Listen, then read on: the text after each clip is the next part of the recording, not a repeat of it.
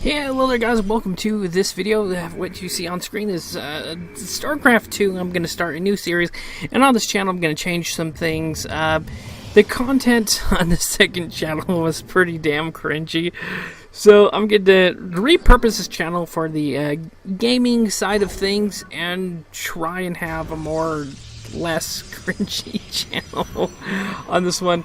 But so advice I have to say about StarCraft 2 is you live and die by your economy. So strategy is pretty important, but your economy is probably the most important if you can't produce units. And so in this video I took a risk and expanded early to the orange section of the map, which is the more richer crystals and Vespene gas. And later in this video you're going to see me go carriers, cyclones, I think. And that's about it. I normally go carriers and cyclones, mainly air, because I find those most effective. The cyclones are kind of a longer range air unit that can bombard targets at a distance, and your carriers are, mostly do the busy work. The interceptors that zip around and destroy things. And sometimes when you're playing against the AI just in a comp stomp, sometimes your teammates will not be the most experienced at the game. So just look out for that. And I think they fixed the patch where if you lost a few games, you'd be demoted, and it would take at least 20 to 100 games to get back up in difficulty against higher AI. I think they fixed that. So I've eventually worked my way up to the elite difficulty, and in this video, in this game I was actually surprised that that the AI didn't attack early. Normally they attack pretty darn early, but for whatever reason they didn't this time. That's a little strange. So there's the Stargates there. And another word of advice too is upgrade your stuff before you intend to make units, so that way you can have more powerful units when you do start making them. So upgrade, the shields, armor, weapons when you can, for whatever strategy you're planning for, whether ground or mostly air attack. So yes, upgrade frequent and when you can. And that's pretty much it. Of course, my teammate there is attacking, harassing his gatherers, and that's always a very smart thing to do, especially if you're playing against other human players. So as you see, I'm going to try and join in a little bit.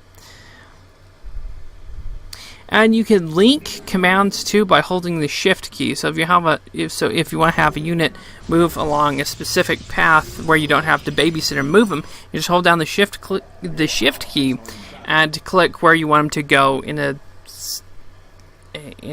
succession instead of having to always babysit them.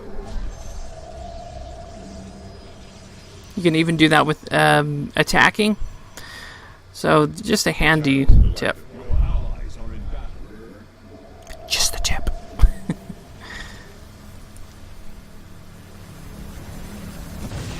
I remember when StarCraft 2 first took off, the Void Rays were a bit overpowered, and you'd be rushed by Void Rays. And when this game first was out, you pretty much lose. So carriers, and yeah, I think that's a cyclone. If not, you guys can remind me in the comments. And yeah, so the risk is always there when you expand early. That could be disastrous. But like I said, this game sometimes depends on luck and who you're playing against, whether it's bots or humans. Humans, when you're playing against other people, they can be pretty crafty. which always build, if you're Protoss, like some photon cannons near your main base, especially near the back of it, because they like to sneak air units around the edges of the map and get behind your base and kill your harvesters. And of course, once they do that, then you're not getting enough resources, and then you pretty much you lose.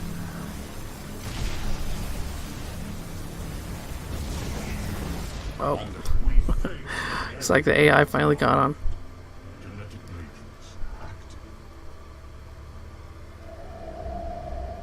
Oh, Tempest. Okay. I'm a fool. Tempest, alright. So Tempest and carriers. It's a pretty decent combo. And then if you have enough resources, you build the mothership, and you can cloak your air units as well as your allies' units near the mothership, which can be pretty handy. But that's not always a must do, because they can scan and find your units anyway, or just send in detectors. So that's always not a prerequisite if you're Protoss.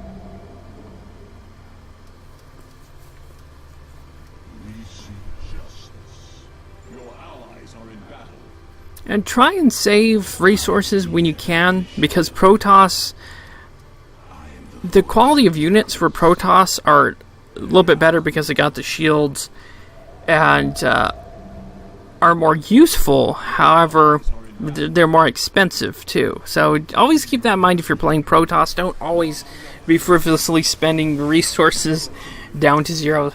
That could be very bad. So in these videos, it's always not going to be talk about the game. So I'm just going to talk about some other stuff. Man, sometimes you just have to realize and be thankful for just the things you have. And there's people who are always going through worse things than you are. And, just recently there was someone on Twitter talking about some stuff going on in their life, and that they have some bad things going on. So, always remember that. Things could always be way worse, and that's just life.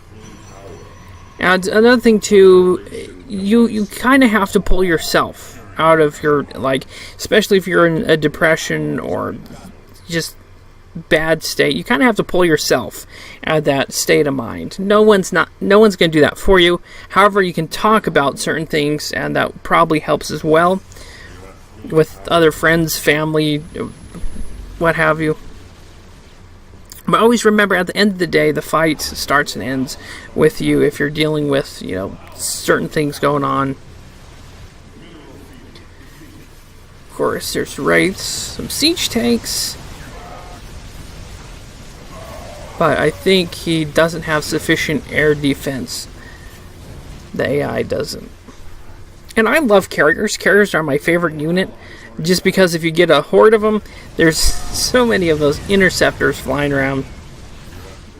And they do a pretty decent job at killing ground units. And then, of course, the Tempests will slap stuff around at a distance. And the Tempest has it has a pretty powerful weapon. They're pretty expensive too, at like 300 minerals and gas. Or no, maybe it's 200. Yeah, they're pretty dang expensive, but they're well worth it if they have sufficient, if they're backed up with carriers, void rays, so on and so forth. So yeah, this will be a playlist for StarCraft 2 only. I will certainly have other games on this channel. And my main channel should be in a card somewhere on screen. If you want to check out my main channel, that's where I talk politics. And where some of the more cringier content is, as far as political crap and things like that. But yeah, the Protoss kind of have a steep learning curve. And they're probably one of the higher difficulties as far as playing them goes. Because it's kind of more of a slower progression. Whereas when you compare Protoss to Terran, Terran can quickly produce units and is easy to maintain. But Protoss, you have to have a more slow and methodical approach to them as far as building units, resources, and all that stuff. So this looks like it's about to the end. Yep, they're surrendering. So thanks for clicking in. I'll see you next time, and have a wonderful day.